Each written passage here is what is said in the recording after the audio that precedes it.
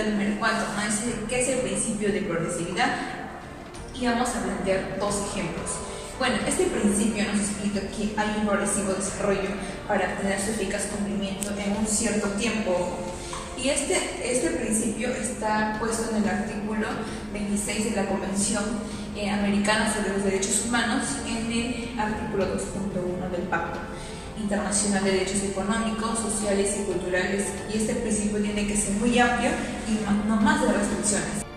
Ejemplo número 1. El ejemplo número 1, por ejemplo, el sistema tributario procurará la justa distribución de las cargas públicas según la capacidad económica o del contribuyente, ¿no? Atendiendo el principio de progresividad, así como la protección de la economía nacional y la elevación del nivel de la vida y de la población. Esto se sustentará para ello un sistema eficiente para la recaudación de aquellos tributos. Y vamos a ver el ejemplo número 2. Este ejemplo nos trata de los impuestos, sobre una renta ya que sirven de ejemplos de distribución, sino bien que la renta constituye. Bueno, vamos a responder la pregunta número 5. ¿Qué nos dice la pregunta número 5? Nos dice si el derecho fundamental puede ser limitadamente. Y bueno, no siempre puede ser limitadamente. ¿Por qué? Porque el derecho es absoluto y tiene que ser de una gran eficacia, como bien lo hemos dicho. Y por un punto de vista, el derecho tiene que ser autorizada y de que haya habido un gran surgimiento, ¿no? Y bueno, ahora vamos a hablar de la relación entre el derecho humano y el derecho humanitario. Y esta relación es muy parentaria, ya que existen dos tipos de razones para explicar la independencia total entre el derecho humano y el derecho humanitario. Bueno, esto surgió a medidas de la Segunda Guerra Mundial y desarrolló las ramas de la guerra y fundó sus raíces en la antigüedad. Y se formó principalmente con motivos de guerra que liberaban de los estados europeos y se consolidó progresivamente desde la Edad Media. Es una de las materias más importantes de derecho internacional y más antiguas y ocupa un lugar que es muy relevante en los textos de los escritores clásicos de esta ciencia. Y su carácter internacional se acentúa en que las aportaciones del cristianismo, las reglas de caballería y el jus armorum. Los derechos humanos se organizan en función del poder estatal frente al individuo, y con esto el derecho humanitario pretende evitar y limitar el sufrimiento humano en tiempos de los conflictos armados. Buen día, profesor, buen día, compañeros. Pasaré a responder algunas de las preguntas del trabajo de 1.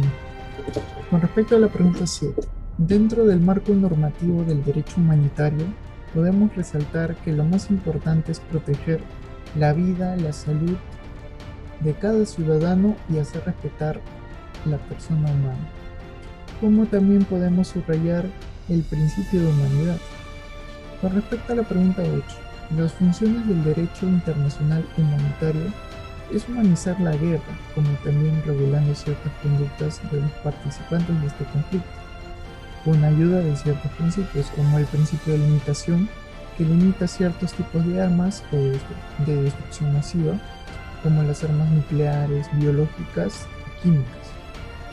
El principio de humanidad, el principio de distinción, como también el principio de proporcionalidad, que exige que cualquier medio de combate sea razonable con proporción, sin causar daños incidentales contra la población o ciertos bienes civiles. Y por último tenemos el principio más importante, que es la protección al medio ambiente. Postula que cualquier conflicto armado obliga a garantizar el respeto y la protección hacia el medio ambiente. Con respecto a la pregunta 9, el principio de distinción consiste en distinguir entre las personas que han participado en estas hostilidades y las personas civiles. En mi opinión, con respecto a la Segunda Guerra Mundial, por supuesto que no, porque durante estos años que duró esta guerra, no pretendían ni distinguían o dejar a algún ciudadano vivo. Inclusive las fuerzas aéreas bombardeaban sistemáticamente ciudades y plantas industriales. Claro, estas fuerzas aéreas eran partes británicas y bombardeaban ciertas ciudades alemanas. Pregunta número 10. ¿Cree usted que el derecho humanitario está destinado a evitar guerras? Sí, está destinado a limitar y evitar el sufrimiento humano en tiempo de conflicto armado. El derecho internacional humanitario limita el alcance de guerras por medio de normas universales, con el objetivo de proteger a personas civiles. Pregunta número 11. ¿Cómo podríamos erradicar la corrupción? Podríamos erradicar la corrupción con estos cuantos puntos que lucharían en contra de esta problemática que vivimos durante varios años. Estos son uno de los 4 puntos más precisos para erradicar la corrupción: implementar un plan de anticorrupción, implementar audiencia pública sectoriales de rendición de cuentas que respondan efectiva y oportunamente a las demandas de la población, no contratando funcionarios públicos corruptos, publicar y mantener las declaraciones juradas de interés de las autoridades y altos funcionarios en los portales web. Número 12. En esta época de la pandemia, ¿qué actos de corrupción ha podido advertir y de qué manera ha afectado a la población? Yo le diré 4.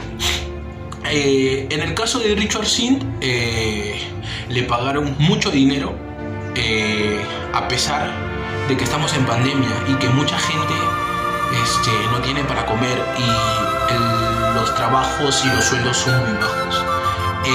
Compras innecesarias de camas UCI sin darles el uso respectivo mientras mucha gente moría, no importándole el bienestar de su propia gente. Sobrevaloración en las compras de los elementos de protección de medidas sanitarias como el alcohol, mascarillas, pero me refiero en el sentido en el personal de la policía, porque ese caso fue muy viral. La aplicación de inyecciones curas COVID-2019 pensando en su bienestar antes de la gente vulnerable. Estos casos de corrupción son unos tantos que atentaron contra la población. Se pudo salvar muchas vidas, pero una vez más dejen claro que el Perú no está preparado para situaciones como estas, dejando en claro que el humano es egoísta y solo piensa en su bienestar. Muchas gracias. Buenas tardes, profesor, muy buenas tardes, compañeros. A continuación vamos a desarrollar unas de las tantas preguntas del balotario, el cual es la pregunta 13 en mi caso, la 14 y la 15. Primero expondré la pregunta, trataré de resolver la pregunta 13, el cual es: si un Estado viola los derechos humanos de los ciudadanos, ¿qué mecanismo tenemos para restituir este derecho violentado? O exigir al Estado que nos restituya este derecho, ya que él no ha podido asegurarnos o hacernos valer ese derecho que nosotros pensamos que está siendo violentado. Por ejemplo, si un Estado nos prohíbe la reunión y la asociación de personas, teniendo en cuenta que es un derecho humano que reconoce la Convención Internacional de Derechos Humanos, y el Estado, digamos, por ejemplo, hay un Estado autoritario el cual prohíbe la reunión y la asociación de personas, y por la instancia judicial nacional no nos da la razón, entonces tendríamos que acudir a la Corte Internacional de Derechos Humanos. Anteriormente a ello, tendríamos que primero presentar la demanda ante la Comisión Internacional de Derechos Humanos, ya que ellos son el órgano que va a evaluar la demanda si cumple con los requisitos que exige para que recién la Corte Internacional de Derechos Humanos pueda acoger tu demanda, se pueda ir a un juicio internacional, ¿no?, supranacional, y así poder restituir o que nos restituyan este derecho el cual ha sido vulnerado, ¿no? Obviamente que ese derecho humano tiene que estar reconocido en la Convención Internacional de Derechos Humanos. Ejemplo que toque es que un Estado no nos prohíba la asociación y la reunión de personas, un Estado en este caso autoritario. Eso sería con la respuesta de la pregunta 13, el cual, como ya dije, fue: ¿qué pasaría si no nos reconoce un derecho humano que ha sido violentado nuestro propio Estado? Tendríamos que acudir a la instancia supranacional que sería la Corte Internacional de Derechos Humanos. Muy buenas tardes, profesor, muy buenas tardes, compañeros.